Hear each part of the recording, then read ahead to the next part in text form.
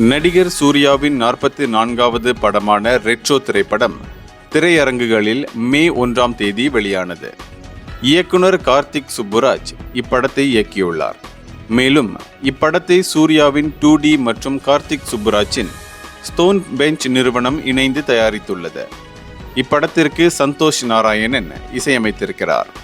பூஜா ஹெக்டே கதாநாயகியாக நடித்திருக்கும் இப்படத்தில் ஜெயராம், கருணாகரன், ஜோஜு ஜார்ஜ் மற்றும் சுஜித் சங்கர் ஆகியோர் முக்கிய கதாபாத்திரங்களில் நடித்துள்ளனர். இப்படம் தொழிலாளர் தினத்தையொட்டி மே 1ஆம் தேதி உலகம் முழுவதும் வெளியானது. இந்நிலையில் ரெட்ரோ திரைப்படத்தின் முதல் நாள் வசூல் குறித்த தகவலை பட நிறுவனம் வெளியிட்டுள்ளது. அதன்படி ரெட்ரோ திரைப்படம் முதல் நாளில் உலகமெங்கும் 46 கோடி ரூபாய் வசூல் செய்துள்ளது என்று அந்நிறுவனம் தெரிவித்துள்ளது. இந்தியர்களின் இதய குரல் மக்களோசை.